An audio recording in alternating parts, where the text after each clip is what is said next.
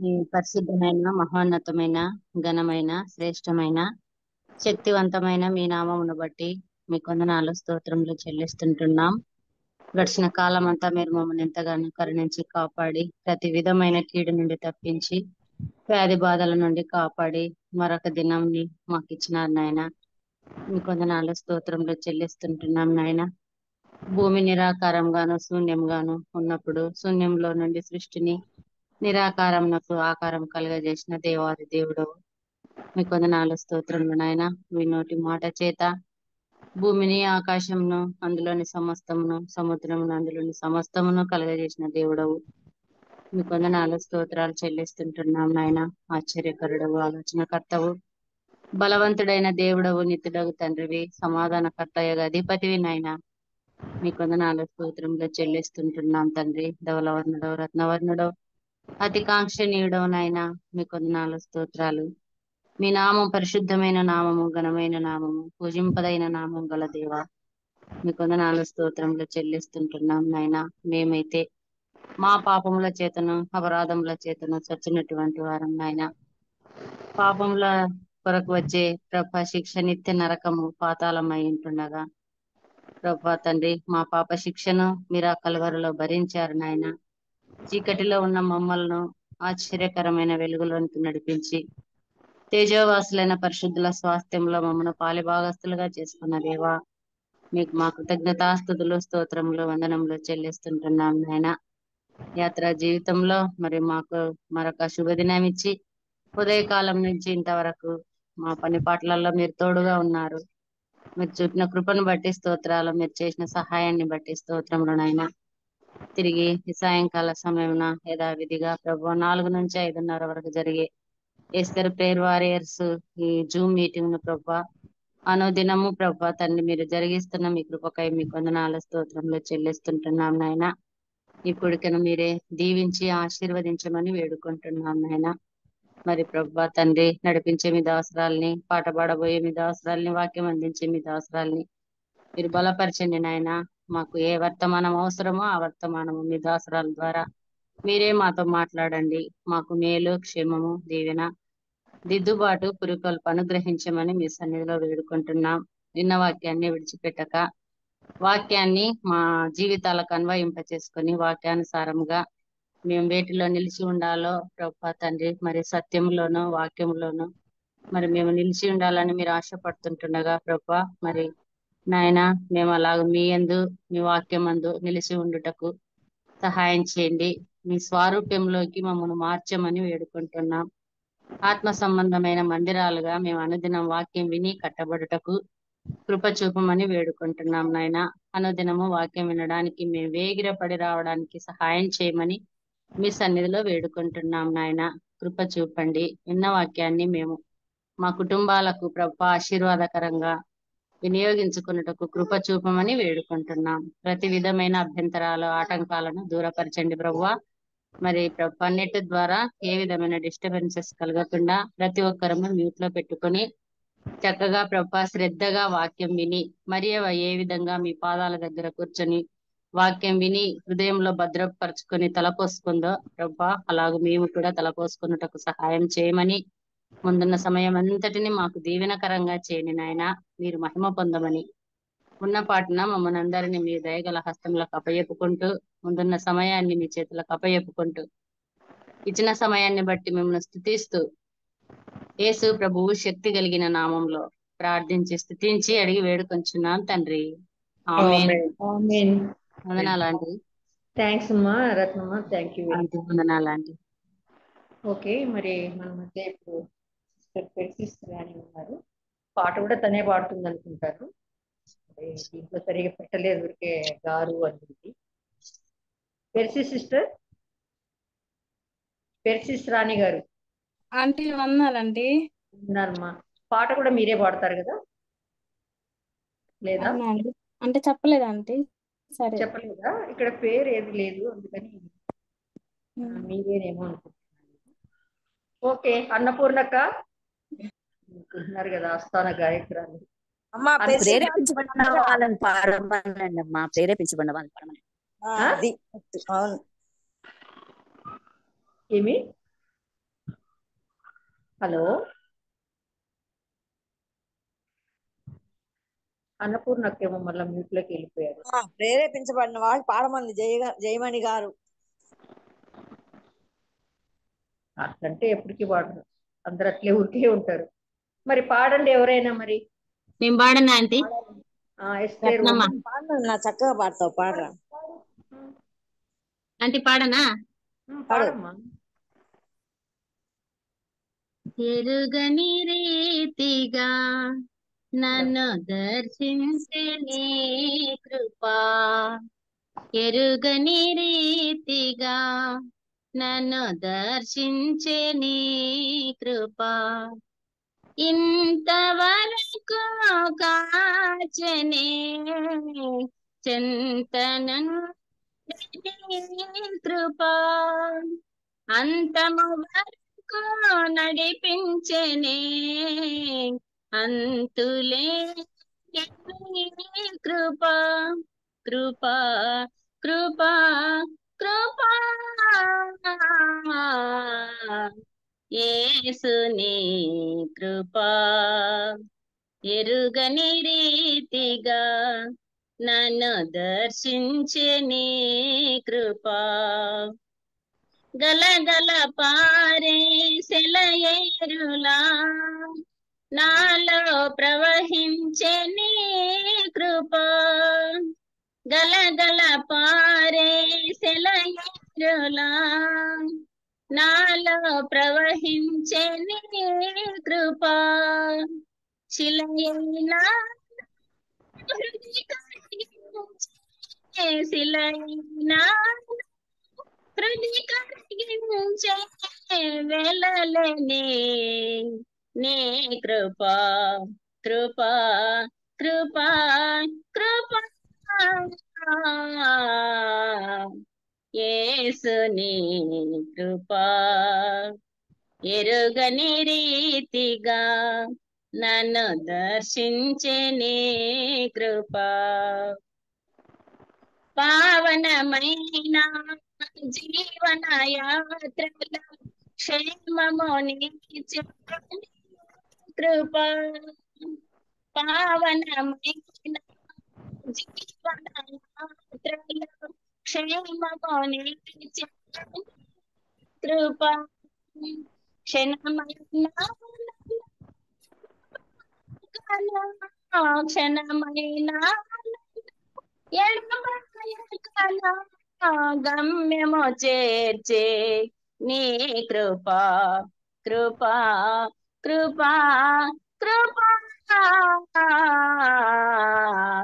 యేసుని కృపా, ఎరుగని రీతిగా నన్ను దర్శించే నీ కృపా, ఎరుగని రీతిగా నన్ను దర్శించే నీ కృపా, ఇంతవరకు కాచనే చింత నుండి నీ కృపా, అంతము వరకు నడిపించనే అంతులేని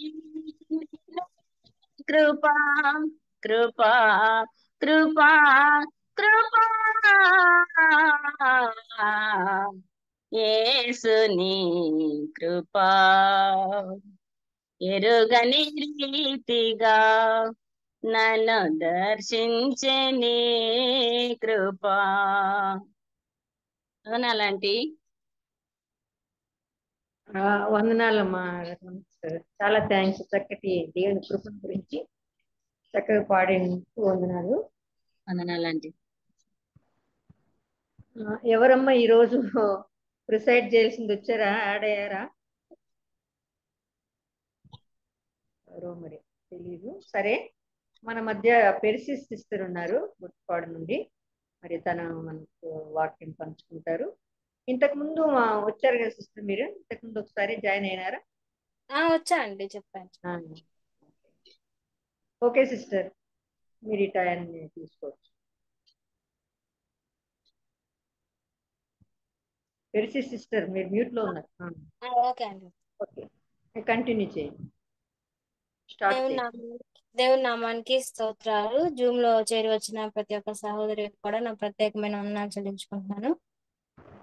మరి నాకంటే పెద్దవారు గొప్పవారు చాలా మంది జూమ్ లో ఉన్నారు, కానీ ప్రభు ఇచ్చిన అవకాశాన్ని బట్టి మీ ముందు నిలబడడం జరిగింది.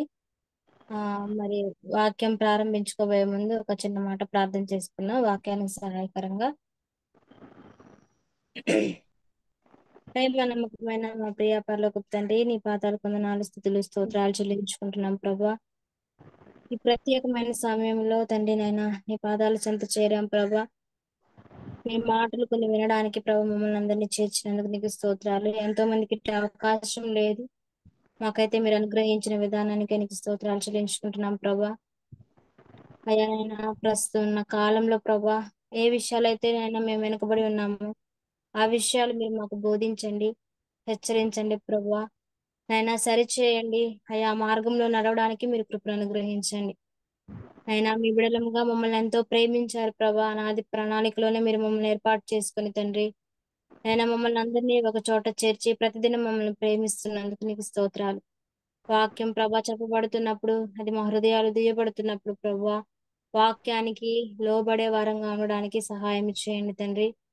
అయ్యా వాక్యాన్ని వింటూ మా జీవితాలు మేము సరి చేసుకుంటూ మరింత దగ్గరగా నీతో సహవాసం చేయడానికి మీ కృపను మాకు అనుగ్రహించమని అడుగుచున్నాను ప్రభా. నిజంలో చేరి వచ్చిన ప్రతి ఒక్క బిడ్డను బట్టి ప్రార్థిస్తున్నాను. వారు ఏ హృదయాలతో వచ్చారో ప్రభా, మానవ మాత్రాలుగా నాకు తెలియదు, కానీ అంతరంగాన్ని పరిశీలించే దేవుడు ప్రభా. వారికి కావలసిన ప్రతి ఒక్క మాటను వారికి అనుగ్రహించండి. వారి యొక్క పరిస్థితులను గమనిస్తున్న దేవుడు వారి అవసరాలను అక్కన తీర్చండి.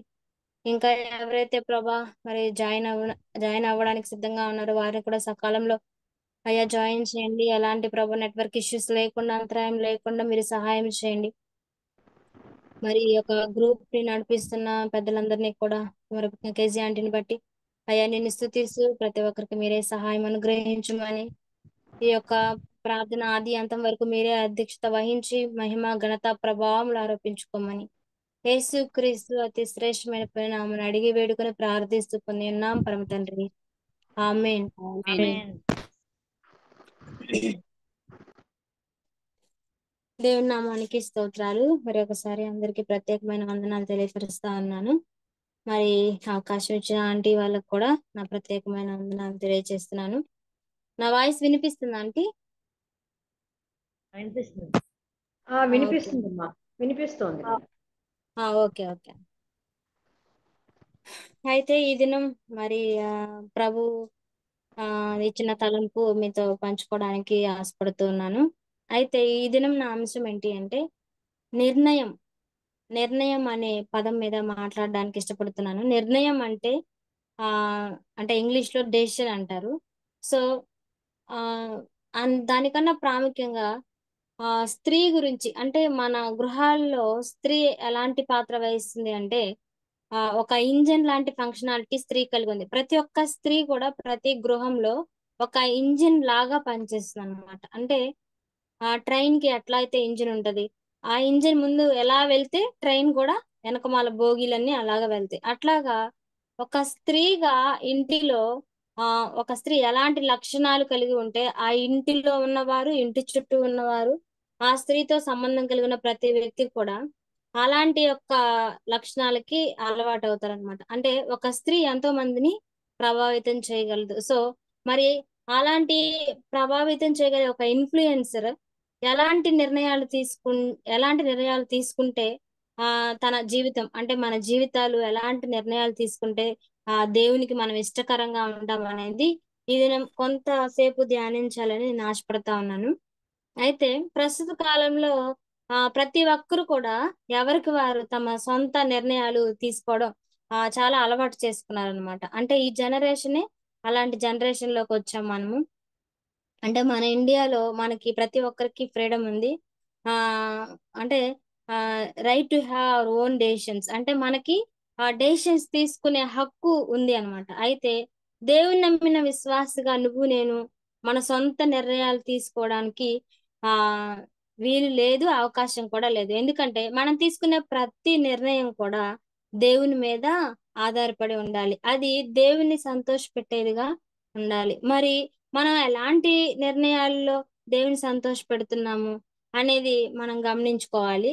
అయితే ఈ నిర్ణయాలు అనేవి చాలా విషయాల్లో చాలా రకాలుగా మన నిర్ణయాలు తీసుకుంటాం. కానీ ఈ దినం నేను ఎస్పెషల్ గా ఏం చెప్పాలి అనుకోనంటే, పరిశుద్ధత విషయంలో, పవిత్రత విషయంలో మనం ఎలాంటి నిర్ణయం తీసుకోవాలనేది నేను చెప్పడానికి ఆశపడతా ఉన్నాను.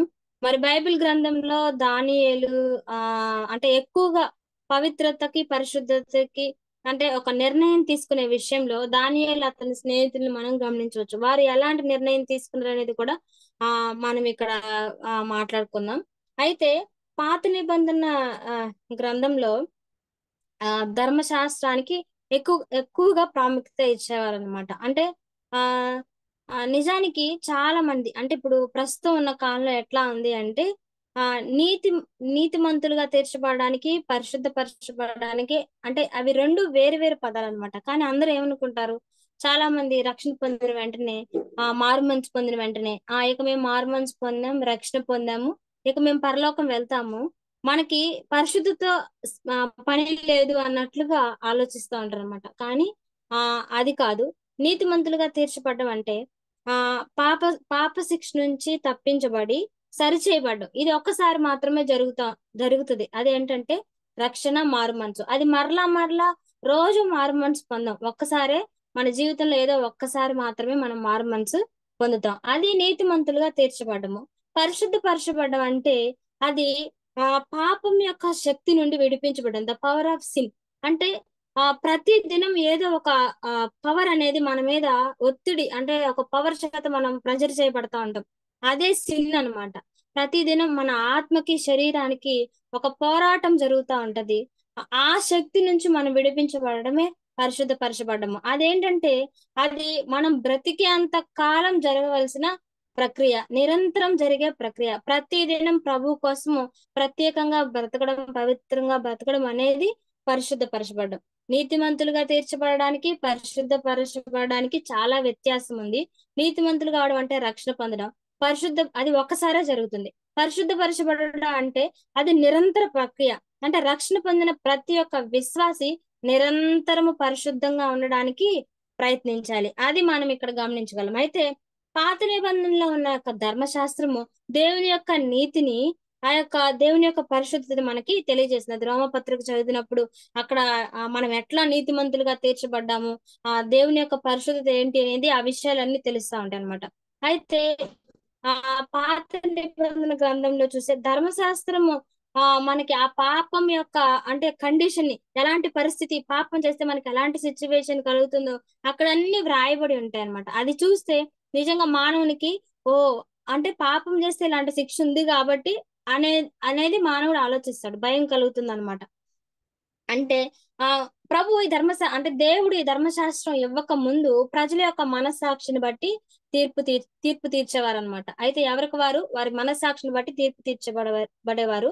అయితే ధర్మశాస్త్రం వచ్చిన తర్వాత ఆ వాక్యాన్ని బట్టి, ఆ లేఖనాలను బట్టి మన జీవితాన్ని అంటే రెండు కంపేర్ చేసి మన జీవితాలకి తీర్పు ఉంటుంది అనమాట. అయితే ధర్మశాస్త్రం మనని క్రీస్తుని కూడా పరిచయం చేసింది. అంటే రోమపత్రికలో ఉంటుంది, గలతీ పత్రికలో ఉంటుంది.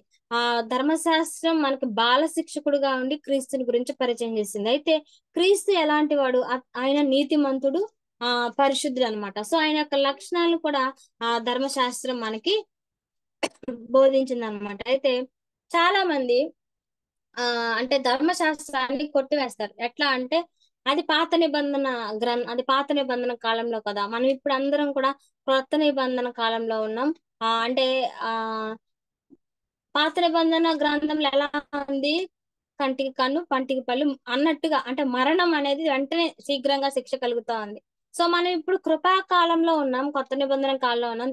ప్రభు కరుణ కలిగిన వాడు అని చెప్పేసి చాలా మంది దాని ఒక అవకాశంగా తీసుకొని సరైన రీతిలో ప్రవర్తించకుండా దేవుని యొక్క కృపను చాలా వృధా చేస్తా ఉన్నారనమాట. కానీ సిన్ అనేది, విషం అనేది ఎప్పుడైనా దాని యొక్క స్థితి మారదు, ఎక్కడైనా విషమే. అలాగే ధర్మశాస్త్రంలోనైనా క్రొత్త నిబంధనలైనా పాపం అనేది పాపమే, దానికి వచ్చే ఫలితము ఒకటే. ధర్మశాస్త్రం అనేది కూడా అంటే పరిశుద్ధత అనే విషయం కూడా ఎక్కడైనా అది నిన్న నేడు నిరంతరము మన ప్రభు ఏకరీతిగా ఉన్నాడు, ఆయన పరిశుద్ధుడు. అలాగే ఆయన యొక్క లక్షణం మారదు కాబట్టి పరిశుద్ధత కూడా పాత నిబంధన గ్రంథంలో ఎలా ఉందో క్రొత్త నిబంధన గ్రంథంలో కూడా అలాగే ఉంది.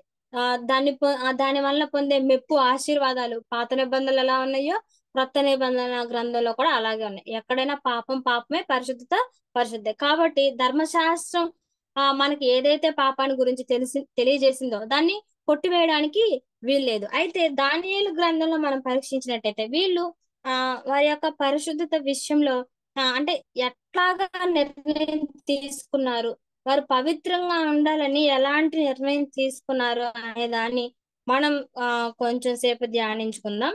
అయితే దానియేలు గ్రంథం 1వ అధ్యాయం గమనిస్తే అక్కడ 3-4 వచనాలు చూస్తే ఇక్కడ అందరికి దానియేలు గ్రంథంలో ఈ చరిత్ర తెలుసు. బబులోను చెరకి కొనిపోబడినప్పుడు దానియేలు అతని స్నేహితులు కూడా అక్కడ ఉంటారనమాట. అయితే అక్కడ ఉన్న రాజు, బబులోను రాజు ఎవరైతే నెబుకద్నెజర్ అనబడిన రాజు ఉన్నారో తన నపుంసకుల అధిపతికి పిలిచి ఆయనకి ఇట్లా సలహా ఇస్తారనమాట. ఏం సలహా అంటే కొంతమంది మొదటగా బానిసలైన వారిని ఒక చోట చేర్చాలి. ఎలాంటి వారు ఆ బానిసలు, ఎలాంటి లక్షణాలు కలిగి ఉండాలి అంటే మొదటగా రాజవంశంలో ముఖ్యులై ఉండాలి. తర్వాత రెండవది లోపము లేని సౌందర్యం కలిగి ఉండాలి. మూడవదిగా చూస్తే సకల విద్య ప్రావీణ్యత కలిగి ఉండాలి. నాలుగవదిగా చూస్తే తత్వజ్ఞానం తెలిసిన వారై ఉండాలి, అంటే ఫిలాసఫికల్ నాలెడ్జ్. అయితే ఈ లక్షణాలన్నీ ఉన్న వారిని ఒక చోట చేర్చాలి. మొదటగా రాజవంశంలో ముఖ్యులై ఉండాలి. రెండవదిగా లోపం లేని సౌందర్యం ఉండాలి. తర్వాత సకల విద్యా ప్రావీణ్యత జ్ఞానం కలిగి ఉండాలి. ఒక మంచి ఎడ్యుకేషన్ ఉండాలన్నమాట. తర్వాత తత్వ జ్ఞానము అంటే శాస్త్రంలో ఏదైనా వారు చెప్పగలిగేలాగా ఉండాలి. సో ఇలాంటి వారిని రప్పించి వాళ్ళకి ఏం చేయమని చెప్పాడంటే కల్దీల విద్య, కల్దీల భాష నేర్పించాలి. తర్వాత రాజు భుజించు ఆహారము, రాజు పానం చేసే ఆహారము ప్రతి దినం కూడా వారికి ఇవ్వాలి. అలా ఎంతకాలం ఇవ్వాలి అంటే 3 సంవత్సరాలు వారికి ఇవ్వాలి. అయితే నిజానికి ఇక్కడ గమనిస్తే దానియేలు అతని స్నేహితులకి ఇవన్నీ క్వాలిటీస్ ఉన్నాయి. వాళ్ళు రాజవంశంలో ముఖ్యులుగా ఉన్నారు. లోపం లేని సౌందర్యం అంటే చాలా హ్యాండ్సమ్ గా ఉన్నారు ఆ యవనులంతా. తర్వాత సకల విద్యా ప్రావీణ్యత కలిగి ఉన్నారు. తత్వజ్ఞానం కూడా వాళ్ళకి తెలిసి ఉంది. సో ఇన్ని క్వాలిటీస్ కలిగి ఉన్న వాళ్ళు, ఒక మంచి ఎడ్యుకేషన్ వాళ్ళకి ఉందన్నమాట. అంటే ఆల్రెడీ వాళ్ళు బానిసలుగా తేబడే సమయానికే వాళ్ళు ఒక మంచి క్వాలిఫికేషన్ లో ఉన్న యవనస్తులు. నిజానికి అలాంటి స్థితిలో మనకు అన్ని తెలుసుంటే మనం ఎవరి మాట లెక్క చేయం. ప్రతి ఒక్కరికి కూడా ఒక కేర్లెస్నెస్ అనేది వస్తుంది అనమాట మైండ్ లోకి. తర్వాత లేఖనాలు కూడా అంతగా పట్టించుకో, ఎవరిని ఫాలో అవ్వము, బైబిల్ని అసలే ఫాలో అంటే మనకంతా తెలుసు. తత్వజ్ఞానం తెలిసిన వాళ్ళు ఉంటే నిజానికి లోకంలో చూస్తున్నాం కదా, చాలా మంది తత్వజ్ఞానం తెలిసిన వాళ్ళు, ఆ నాలెడ్జ్ ఎక్కువ ఉన్న వాళ్ళు, ఎక్కువ ఎడ్యుకేషన్ ఉన్న వాళ్ళు ఎప్పుడు వాళ్ళు ఏదో ఒక విషయం మీద చర్చిస్తూ వాదిస్తూనే ఉంటారు ఇతరులతో. సో అలాంటి వాదన కలిగిన అంటే చాలా కారణాలు కలిగి వాళ్ళు ఉంటారన్నమాట. సో కొంతమంది అయితే దేవుడు చేసిన బైబిల్లో విషయాలనే ప్రశ్నిస్తూ అలా ఎందుకు జరిగింది, ఇలా ఎందుకు చేయలేదు అని అంటే వాళ్ళ గురించి వాళ్ళు ఎక్కువగా ఓవర్ ఎక్స్పెక్ట్ చేసుకుంటూ ఉంటారు. కానీ దానియేలు అతని స్నేహితులు అలా లేరు. వీళ్ళు అంటే బానిసలుగా తేబడినప్పటికీ కూడా, అంటే వాళ్ళకి అంత స్థితి ఉన్నా కానీ వీళ్ళు చాలా తగ్గింపు జీవితం కలిగి ఉన్నారు. నిజానికి కల్దీల విద్య, భాష అంటే వీళ్ళు నేర్చుకున్న ధర్మశాస్త్రం ఏదైతే ఉందో పాత నిబంధన కాలంలో ఉన్నవారు కాబట్టి వీళ్ళు ధర్మశాస్త్రంలో ఉన్న వాక్యాన్ని నేర్చుకున్నారు. అయితే ఆ ధర్మశాస్త్రంలో ఉన్న వాక్యానికి ఇక్కడ నేర్చుకుంటున్న కల్దీల విద్యకి చాలా వ్యత్యాసం ఉంది. అంటే ఈ కల్దీల విద్యలో కొంత అసత్యం అనేది ఉంది.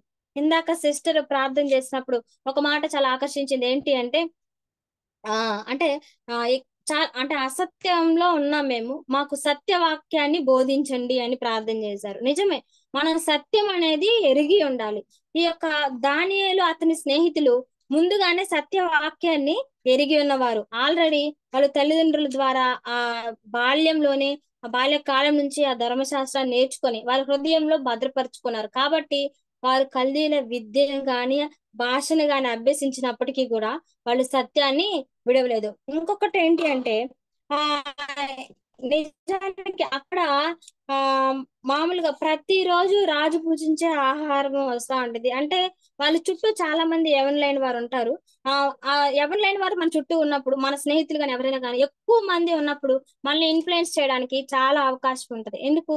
పర్వాలేదులే, అది చెయ్యండి, ఏం కాదులే అంటే చాలా మంది యవనస్తులు వాళ్ళు నిజంగానే ప్రోత్సహించి ఉండొచ్చు. ఎందుకు అంటే ఇది రాజు దగ్గర నుంచి వస్తుంది, శ్రేష్టమైన ఆహారము, తింటే ఏమైంది, మీరు తినండి అని చాలా మంది ప్రోత్సహించి ఉంటారు.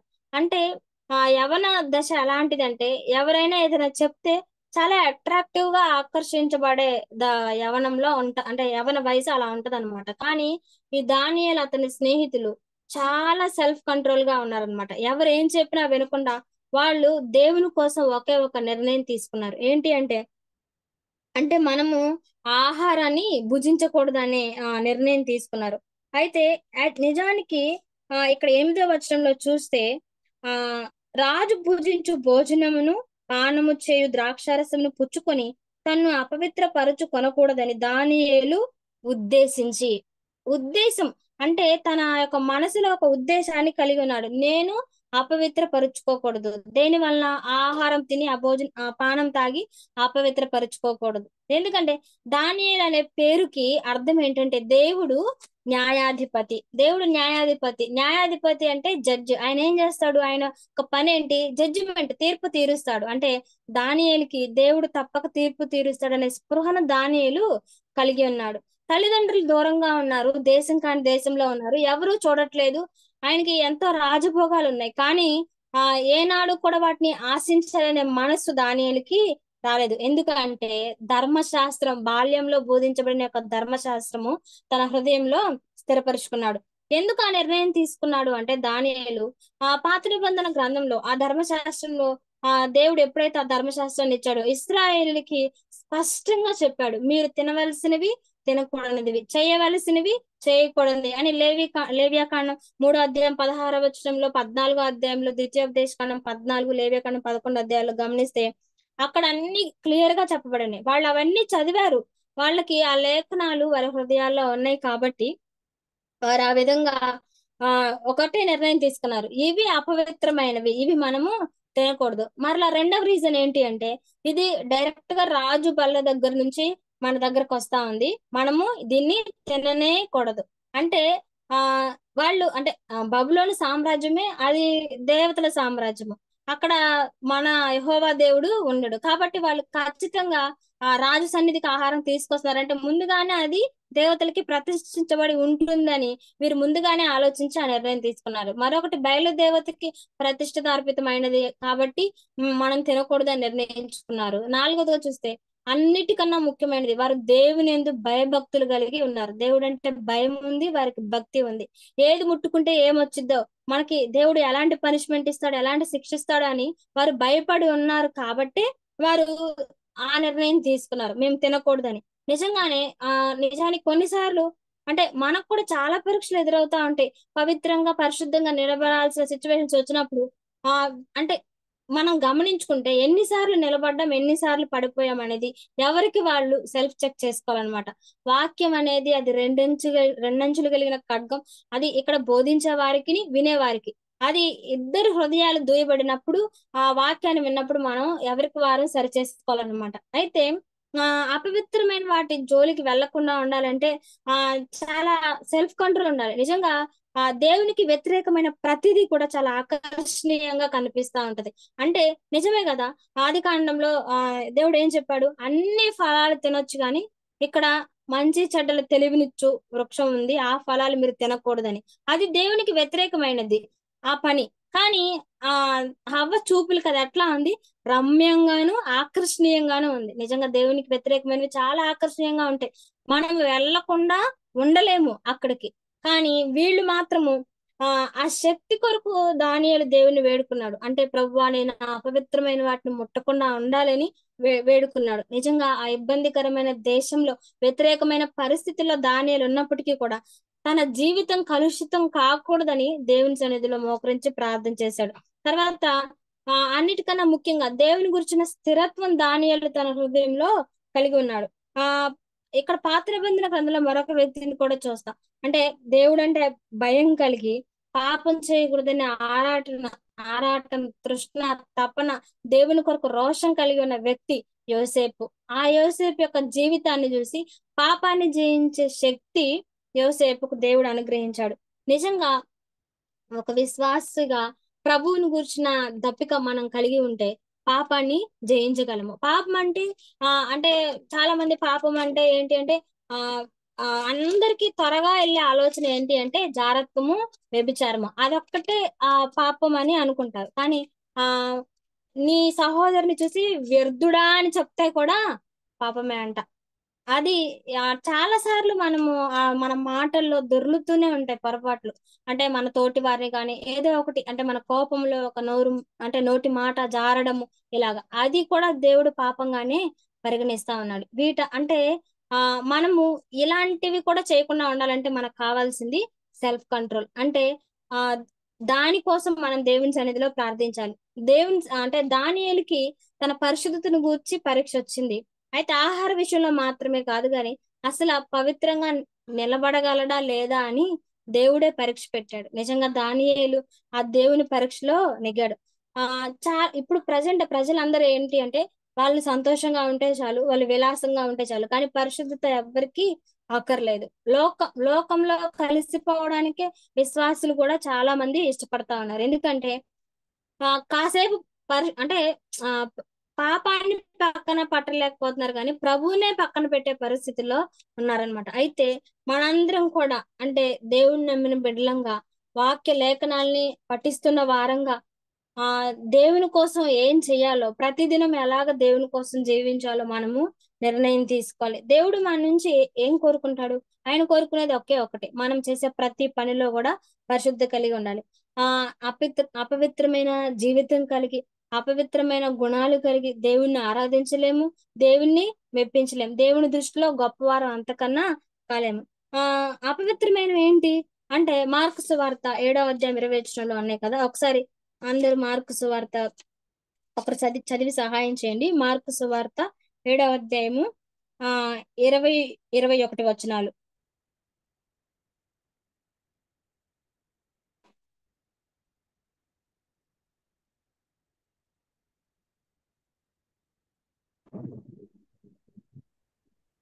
లోపల నుండి అనగా మనుషుల హృదయంలో నుండి దురాలోచనలను, జారత్వములను, దొంగతనములను, నరహత్యలను, వ్యభిచారములను, లోభములను, చెడుతనములను, కృత్రిమమును, కామ వికారమును, మత్సరమును, దేవదూషణయు, అహంభావమును, అవివేకమును వచ్చును.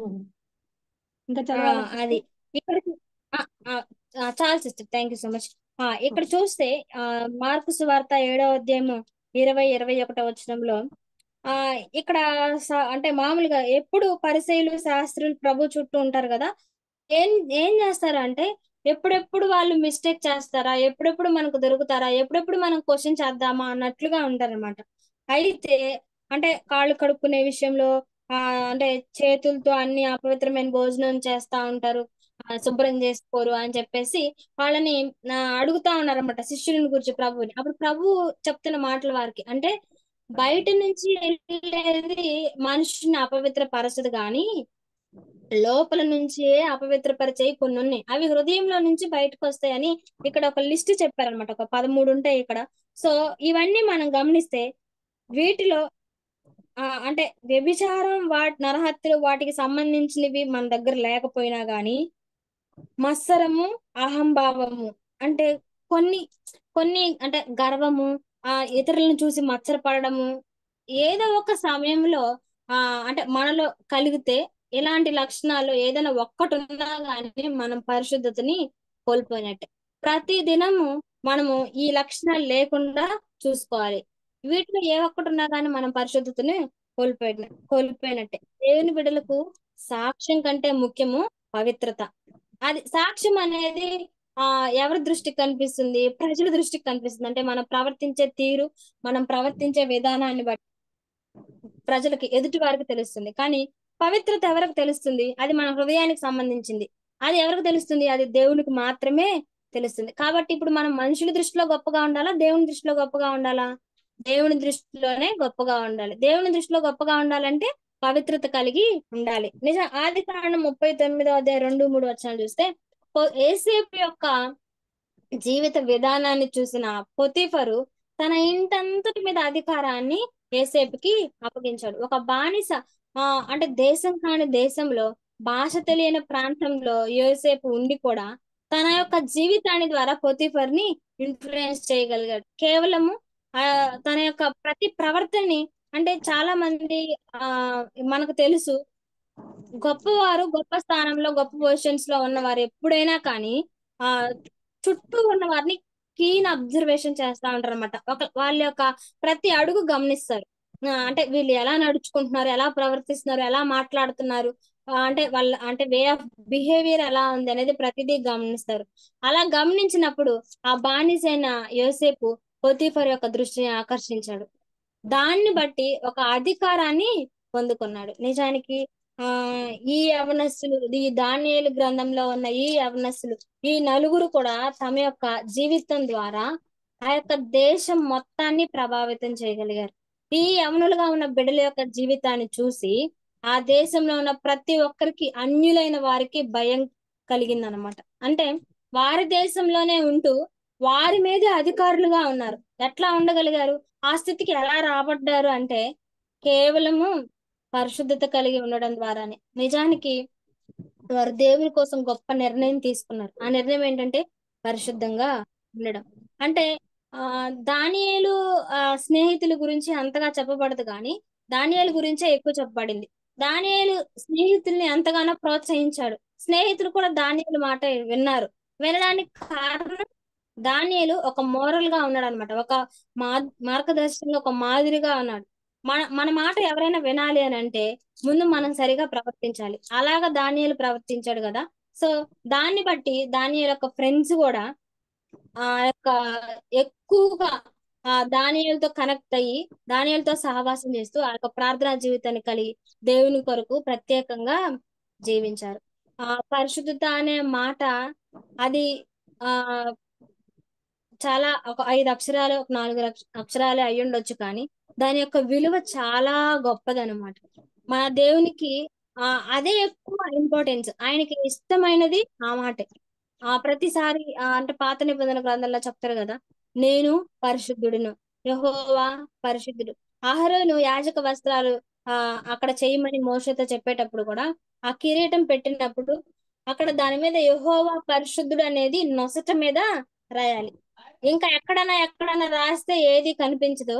నొసట మీద ఉంటే అది అందరికీ కూడా కనిపిస్తుంది. ఆ నొసట మీద ఉన్నది చూసినప్పుడు అందరూ దేవుని యొక్క పరిశుద్ధతని గుర్తు తెచ్చుకోవాలని దేవుడు పదే పదే వారికి గుర్తు చేస్తా ఉన్నాడు. అయితే పరిశుద్ధత విషయంలో, అంటే పరిశుద్ధత కలిగి ఉండాలి అంటే మనం అంటే ఎలాంటి నిర్ణయాలు తీసుకోవాలి, మనం తీసుకున్న నిర్ణయాలు దేవునికి ఇష్టమైనవిగా అంటే ఉన్నాయా లేదా అని మనం ఎప్పటికప్పుడు చెక్ చేసుకోవాలి. ఎలాంటి నిర్ణయాలు తీసుకోవాలంటే దేవునికి వ్యతిరేకమైన ప్రతి విషయాన్ని కూడా మనం మొదటగా విడిచిపెట్టాలి.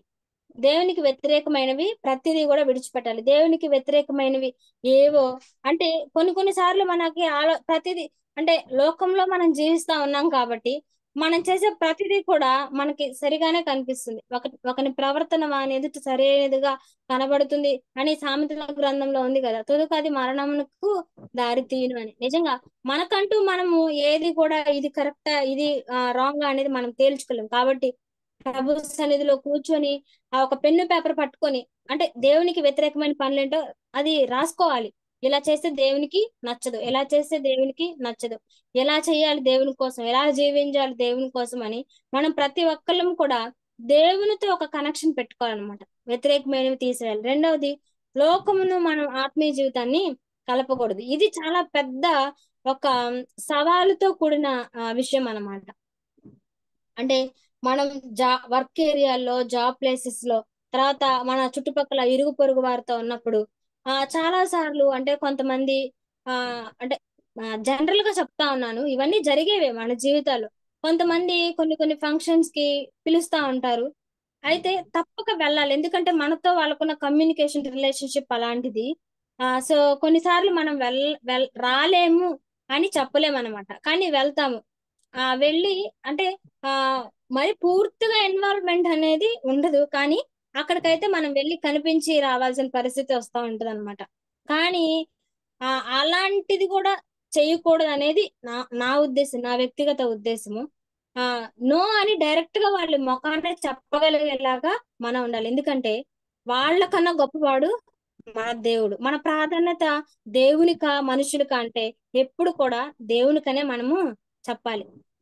అంటే ఇప్పుడు ఒక మనిషి వివాహ విషయంలో కానీ, ఆ తర్వాత వివాహం అయిన తర్వాత బిడ్డలను కన్నప్పుడు, అంటే వాళ్ళకి చేసే ఫంక్షన్స్ లో కానీ, యవన దశలో ఉన్నప్పుడు మెచ్యూర్ ఫంక్షన్స్ లో కానీ, అంటే ఇంకా నేను ఓపెన్ గా చెప్తా ఉన్నాను. సో ఇవన్నిట్లో కూడా మనము లేఖనాలను ఆధారం చేసుకోవాలి. లేఖనాల్లో అవి జరిగాయా, లేఖనాల్లో ఆ దినాలు శకునాలు ఇవన్నీ ఉన్నాయా, ఎవరైనా చూసారా, దాన్ని బట్టి ఫాలో అయ్యారా, ఇవన్నీ మనం చూడాలి. అంటే కొంతమంది ఎలా అంటారంటే, ఒకవైపు అంటే సేవకులకి అంటే దేవునిలో ఉన్నట్టుగానే కనిపిస్తారు, ఇంకొక వైపు లోకాన్ని కూడా వాళ్ళు అంటే ప్రమోట్ చేస్తూ ఉంటారు, లోకాన్ని కూడా వాళ్ళు తీసుకొస్తూనే ఉంటారు వాళ్ళతో పాటు. ఆ జర్నీలో ఆత్మీయత లోకం రెండూ ఉంటాయి. అదే కదా, నులివెచ్చని స్థితిలో ఉంటే నోట ఉమ్మివై ఉద్దేశించును అని చెప్తారు కదా ప్రకటన గ్రంథంలో. అయితే అలాంటి స్థితిలో మనం ఉండకూడదు అనమాట. ఆ ఈ విషయంలో ఎక్కువగా స్త్రీలదే ప్రాముఖ్యత ఉంటది అనమాట. అంటే పురుషులది ఏముంటది అంటే వాళ్ళకి అంత ఎక్కువగా చాయిస్ డెసిషన్ మేకింగ్ తీసుకోరు. అంటే ఫంక్షన్స్ కానీ ఎట్లాంటి వాటికి కానీ ఎక్కువగా స్త్రీలే కదా ప్రతిదీ కూడా. అంటే ఏదైనా ఒక విషయం ఆలోచించాలి అని అంటే ఇంట్లో స్త్రీ చెప్తే ఆ స్త్రీ ఆలోచించిన దాన్ని బట్టి జరుగుతుంది అనమాట. కాబట్టి మనం ఇలాంటి సందర్భాల్లో ఒక వైజ్ డెసిషన్స్ తీసుకోవాలి. ఒక తెలివైన స్త్రీ తెలివైన నిర్ణయాన్ని తీసుకుంటది అనమాట. దేవునికి ఇష్టంగా ఏ నిర్ణయాలు ఉంటాయో అవి మనము తీసుకోవాలి. లోకాన్ని ఆత్మీయతని కలపకూడదు, ఆ లోకాన్ని సంఘంలోకి తీసుకురాకూడదు. మనం ప్రత్యేకంగా యాక్చువల్ గా క్రిస్టియన్ అసెంబ్లీలో ఉన్న ప్రతి ఒక్కరికి వాక్యం ఎక్కువగా తెలుసు అని బయట అందరూ అంటే అదర్ డినామినేషన్స్ వాళ్ళు అనుకుంటారు వాక్యం ఎక్కువగా తెలుస్తుంది వాళ్ళకి, ఎందుకంటే ఎక్కువ వాక్యాలు వింటారు, వాళ్ళకి ఎక్కువ వాక్యాలు తెలుసు అని. కానీ వాక్యాలు నిజంగానే ఎక్కువ తెలుసు, మళ్ళా ఎవరు గదిలిచ్చినా కానీ రెఫరెన్స్ తో సహా వాక్యాలు చెప్తారు. అలా చెప్పగలిగిన కెపాసిటీ మన డినామినేషన్ లో ఉంది. కానీ అది ఎంతవరకు మనం పాటించగలుగుతున్నాం, సంఘంలో ఎంతవరకు వాక్యం మన ఆత్మీయ జీవితంలో నడుస్తుంది అనేది మనకి దేవునికి మాత్రమే తెలుసు. బయట చెప్పుకుంటున్నంతగా అంటే మన సంఘాల్లో పరిస్థితులు లేవేమో అనిపిస్తుంది కొన్నిసార్లు. ఎందుకంటే లోకము ఆత్మీయత రెండు అంటే సేవకునే కన్విన్స్ చేసేటట్టుగా కొన్నిసార్లు అంటే విశ్వాసులు ఉంటారన్నమాట. నేను చాలా విషయాలు గమనించినప్పుడు చాలా బాధపడతాను. అంటే వీళ్ళు ప్రార్థనకు వస్తున్నారు కదా, వీళ్ళు ఎందుకు ఇట్లా చేస్తున్నారు, ఆ ప్రశ్నకు నా దగ్గర సమాధానం ఉండదు. అది ఎవరికి వాళ్ళకి వ్యక్తిగత సంబంధమైనది. నిజం అదే కదా, దానియేలు తన వ్యక్తిగత జీవితానికి సంబంధించింది కాబట్టి తన నిర్ణయం తాను తీసుకున్నాడు. అలా ప్రతి ఒక్కరం కూడా మనకు సంబంధించిన నిర్ణయాలు మనమే తీసుకోవాలి. అంటే పక్కన వాళ్ళని అడిగాము ఎట్లాగా, పక్కన వాళ్ళు కాదు, మన ఆహారం మనమే తింటున్నప్పుడు, మన కుటుంబాన్ని మనమే అంటే రన్ చేస్తున్నప్పుడు మన డెసిషన్స్ కూడా మనమే తీసుకోవాలి. అయితే నేను మొదటగా చెప్పినట్టు మన సొంత డెసిషన్స్ కాదు, అవి ప్రభువు మీద ఆధారపడి ఉండాలి, ప్రభువుని సంతోష పెట్టేవిగా ఉండాలి. మొదటగా ఏం చెప్పుకున్నా అంటే పరిశుద్ధి కలిగి ఉండాలంటే మనం తీసుకోవాల్సిన నిర్ణయాల్లో మొదటగా దేవునికి వ్యతిరేకమైనవన్నీ విడిచిపెట్టాలి. రెండవదిగా లోకాన్ని ఆత్మీయతని కలపకూడదు. మూడవదిగా చూస్తే కీర్తన 15:2 ఉంటది, యథార్థమైన ప్రవర్తన కలిగి నిజము పలుకువాడే, హృదయపూర్వకంగా నిజం పలుకువాడే. అంటే పరిశుద్ధ పర్వతం మీద ఎవరు నివసించగలరు యెహోవా అని అక్కడ దావీదు భక్తుడు అన్నప్పుడు నిజం పలకాలన్నమాట. మన హృదయంలో యథార్థత ఉండాలి, మన నోటిలో నిజం అనేది ఉండాలి, మన మాట అవునంటే అవును కాదంటే కాదన్నట్లుగా ఉండాలి. అంటే చాలా సార్లు మన మాటల్లోనే మన నాలుక అనేది మనకు పరిశుద్ధతను దూరం చేస్తూ ఉంటది అనమాట, పవిత్రతను దూరం చేస్తూ ఉంటది. పరిశుద్ధత ఇక్కడ ఉండకూడదు, హృదయంలో నుంచి రావాలి. మన హృదయంలో దేవుని గురించిన స్థిరత్వం కలిగి ఉన్నప్పుడు మన మాట పరిశుద్ధంగా ఉంటుంది. అవునంటే అవును కాదంటే కాదు. ఒక విశ్వాసి వస్తానంటే వస్తాను, రానంటే రాను, ఖచ్చితమైన సంభాషణ తోటి వ్యక్తులతో కలిగి ఉండాలి. మొహమాటం అసలు కలిగి ఉండకూడదు. లోకంతో మొహమాటం అంటే మనకి పనికి రానే రాదు. లోకానికి సంఘానికి అంటే మధ్య తేడా ఎంత అంటే ఒక్క అడుగు మాత్రమే.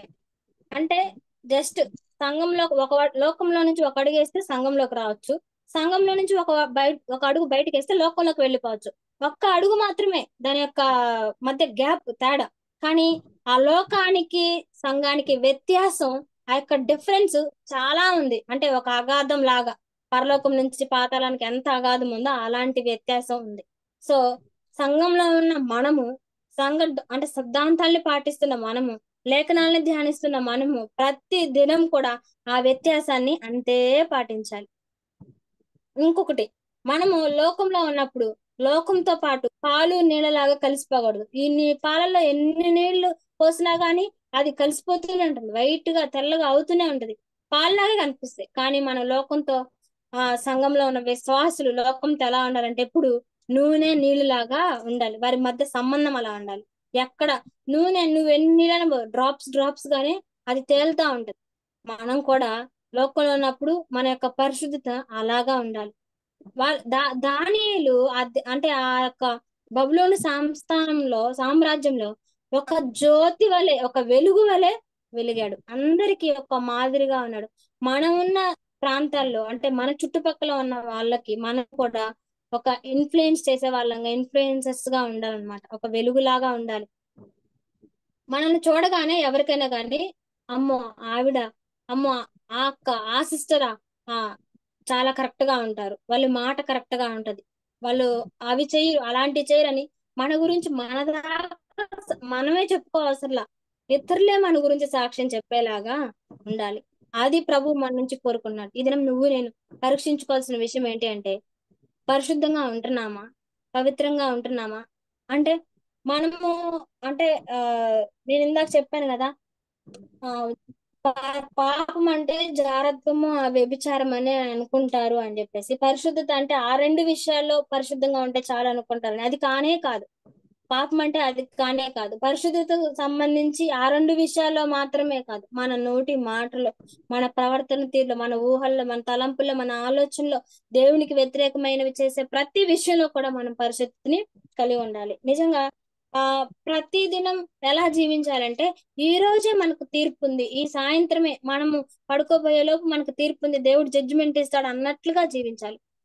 ఒక టార్గెట్ ఉందనుకోండి, మనం ఎలాగ పనిచేస్తాం ఆ టార్గెట్ ఉన్నప్పుడు, ఎంత ఫాస్ట్ గా పనిచేస్తాం, ఎంత కాన్సన్ట్రేషన్ తో, అంటే ఇంకా మన కాన్సన్ట్రేషన్ అటు ఇటు తొలగిపోకుండా చాలా నిబద్ధతగా మనం ఆ వర్క్ చేస్తూ ఉంటాం అన్నమాట. సో అలాగే ఈ దినం తీర్పు ఉంది అంటే, తీర్పు అనేది మనం చనిపోయినప్పుడు ఎప్పుడుకో కదా అనే ఆలోచనలో మనం ఉండకూడదు.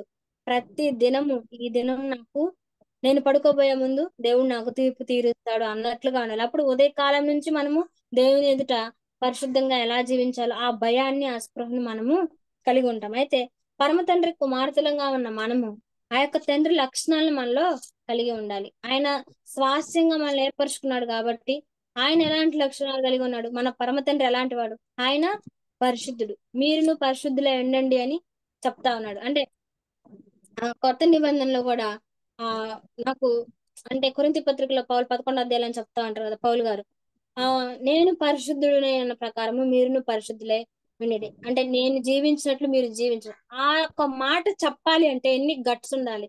నిజంగా పౌలు గారు దేవుని వల్ల, అంటే పరిశుద్ధంగా జీవించాడు కాబట్టి అలాగ ఆయన, అంటే పాపంలో ఉన్నప్పుడు కాదు, ఎప్పుడైతే రక్షించబడిన తర్వాత, దేవుని సొంత రక్షకునిగా అంగీకరించిన తర్వాత, మారు మనసు పొందిన తర్వాత, తన గత జీవితం తర్వాత ఆయన పరిశుద్ధంగా జీవించాడు. ఆయన పొందిన శ్రమలు కానీ, దేవుని కొరకు జీవించిన విధానం కానీ చాలా ప్రత్యేకంగా ఉంది లోకానికి. అంటే దేవునితో పాటు ఉన్న శిష్యుల కంటే కూడా ఆయన ఒక మెట్టు ఎక్కువ స్థానంలోనే ఉన్నాడు. అలాంటి స్థితిలోకి మనము రావాలి. ఈ యొక్క లేఖనాలన్నీ మనం గమనిస్తా ఉన్నప్పుడు, లేఖనాలన్నీ చూస్తా ఉన్నప్పుడు, మనము వీటన్నిటిని బట్టి మనం నేర్చుకోవాల్సింది ఏంటంటే, ఈ దినం మనం ఎలా, అంటే మన ప్రవర్తన ఎలా సరి చేసుకుంటూ మనం బ్రతకాలి. చాలా భయంకరమైన దినాల్లో, చాలా చెడ్డ దినాల్లో, భూమి మీద విశ్వాసం తగ్గిపోయే దినాల్లో, ప్రభు వచ్చే దినాల్లో మనము ఉన్నాము. ప్రతి దినము వాక్యం చేత హెచ్చరించబడుతున్నప్పుడు, ప్రతి దినము ఏ అయితే వాక్యాలు మనతో మాట్లాడుతూ ఉన్నాయో, ఏ పాయింట్స్ అయితే మన హృదయానికి టచ్ అయ్యాయో, ఆ విషయాల్లో మనం ప్రభు సహాయాన్ని కోరుకుంటూ, ఆ విషయాల్లో మనం మార్పు చెందుతూ, ఇది నిరంతర ప్రక్రియ, ఒక ప్రక్రియ. ఒక విశ్వాసి ప్రతిదినం మార్పు చెందుతూ ఉండాలి, ప్రతిదినం పరిశుద్ధపరచబడుతూ ఉండాలి, ప్రతిదినం వాక్యంతో ఉదక స్నానము చేయాలి. అది ఒకసారి వాక్యం విన్నాంలే సరిపోతుంది అంటే కాదు. ప్రతి దినము విశ్వాసి పవిత్రపరచబడుతూనే ఉండాలి వాక్యం ద్వారా. సో ఆ వాక్యాన్ని మన హృదయాల్లో అంగీకరించి మన అంటే మన మనసులో నెమరు వేసుకుంటూ అలాంటి పరిశుద్ధతను మనం ప్రభు ఎదుట కలిగి ఉండాలని, అట్టి కృప ప్రభు మనకు అనుగ్రహించాలని ఆ దేవుని పక్షంగా తెలియజేస్తూ ఈ మాటలు ముగిస్తున్నాను. దేవుడి కొద్ది వాక్యాన్ని దీవించిన అట్టి కృప ప్రభు మనందరికీ తోడైనగా. వందనాలండి.